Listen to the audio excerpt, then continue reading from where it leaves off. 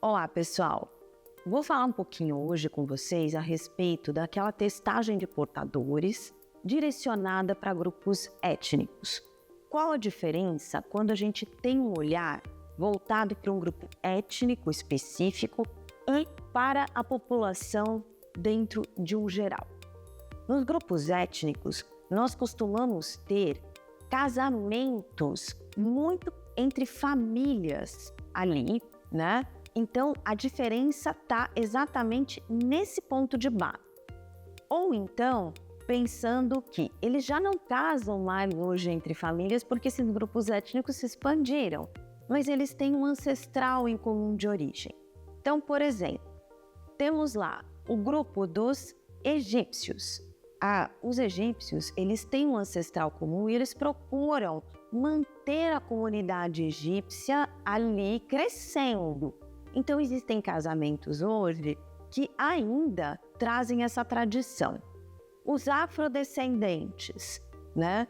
Temos também casamentos que mantêm tradição dentro do grupo mais fechado deles. E por último aqui, e bastante difundido entre nós aqui no Brasil, os judeus Ashkenazi, né? Esse grupo tem uma ancestralidade em comum muito forte. E nesses grupos todos que eu coloquei, o que a gente tem de ponto focal? A chance da gente combinar genes ali entre um casal, ela é muito mais alta do que na população em geral. Ela costuma ser 3 a 5 vezes maior do que a população em geral. Então, a preocupação na testagem para esses casais é sempre maior. Por quê? Porque a gente tem um olhar aqui do lado da genética buscando pensar o seguinte: será que eu vou ter uma doença rara podendo surgir numa gestação? Essa é a razão pela qual a testagem desses casais, hoje mais do que nunca, que nós temos essa possibilidade, ela se faz necessária, tá?